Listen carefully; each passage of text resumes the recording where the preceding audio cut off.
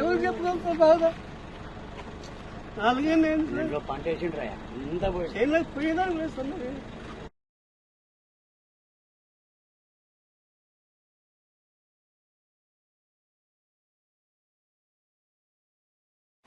గ్రామ పంచాయతీ పరిధిలోని 190, 191 సర్వే నెంబర్లు ఈ పక్క ఈ నీళ్ల చెరువులాగా కనిపిస్తూ ఉంది కదా. ఇది ఒకటే వైపున, ఈ వైపున 750 సర్వే నెంబర్ల మధ్య రోడ్లో ఉన్నాను, నిలబడుకొని.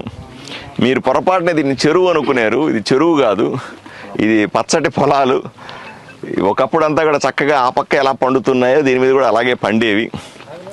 ఈ మధ్య కాలంలో ఈ పొలాన్ని, వెనకాల ఉన్నటువంటి 750 సర్వే నెంబర్లో పొలాన్ని ఎవరో కొనుక్కుని దాన్ని, ఈ మట్టి అంతా కూడా ఆ హైవే పోతూ ఉంటే ఆ మట్టి అంతా తీసుకొచ్చి తక్కువ ఖర్చులో వస్తుందని, నీళ్లు రాకూడదు అనే మట్టి తీసుకొచ్చి ఇక్కడంతా వేసి ఇక్కడ ఒక వంక పోతుంది, జింక వంక అనేది ఒక వంక, అంటే చిన్న పిల్ల కాలువ లేకపోతే వాగు వంక అంటారు చూసారా. నీళ్లు సులభంగా, వర్షపు నీళ్లు సులభంగా పోవడానికి అక్కడ మధ్య ఉన్నటువంటి అక్కడ కలవడానికి వీలుగా ఉండింది. దాన్ని పూర్తిగా మూసేశారు, ఈ మట్టి అంతా వేసి మూసేశారు. మూసేసిన పాపానికి అతను ఎవరో కొని 2 ఎకరాలు కొనుక్కొని వేసుకొని దాన్ని మూసేసినాడు.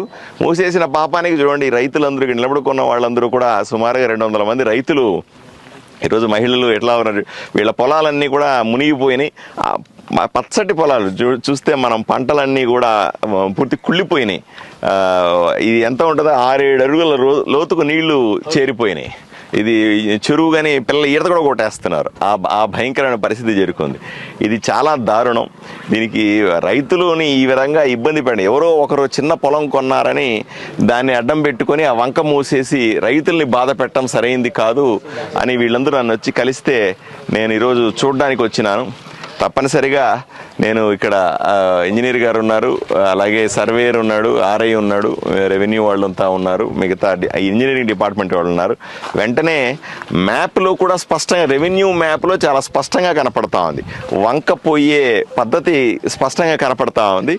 ఏ విధంగా అయితే వంక పోయిందో ఇంతకుముందు, దాన్ని అదే విధంగా చేస్తే ఈ నీళ్ళన్నీ కొట్టుకొని పోతాయి.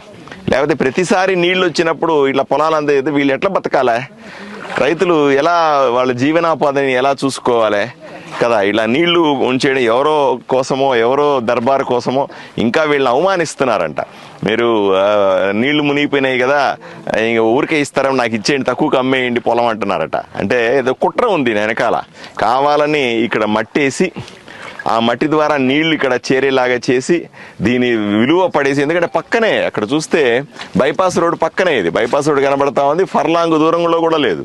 ఆ ఫర్లాంగ్ దూరంలో ఉన్నటువంటి సుమారుగా 200 ఎకరాల పొలం మీద కన్నేసినటువంటి దుర్మార్గులు ఈ విధంగా రైతులను ఇబ్బంది పెట్టి దానిలో నీళ్లు ఇచ్చేలాగా చేసి వాళ్ళ పొలాలు చీప్గా కొట్టేద్దాం అనుకున్నారేమో, తక్కువ ధరకు కొట్టేద్దామని ప్లాన్ వేసారేమో అనిపిస్తుంది నాకు. ఇది చాలా దారుణం. తప్పనిసరిగా వంక ఏర్పాటు చేసి ఈ నీళ్లు లేకుండా చేస్తే వీళ్ళు ఇక్కడ వ్యవసాయం బ్రహ్మాండంగా చేసుకుంటారు, పొలాలకు విలువ వస్తుంది ఇక్కడ బాగా. వీళ్ళ బిడ్డల కోసమైనా సరే బ్రహ్మాండంగా ఉపయోగపడేటువంటి పొలం ఇది. ఎవరో తక్కువ ఖర్చు కొట్టేద్దామని చేసిన కుట్రకి బలవ్వకూడదు అని నేను కోరుకుంటా ఉన్నాను. తప్పనిసరిగా దీని మీద కఠిన చర్యలు తీసుకుంటాం. దీనికి ఇంతకుముందు ఏ విధంగా ఉండిందో అదే రకంగా తయారు చేసి ఇస్తామని ఈ బాధితులకందరికీ కూడా హామీ ఇస్తాం.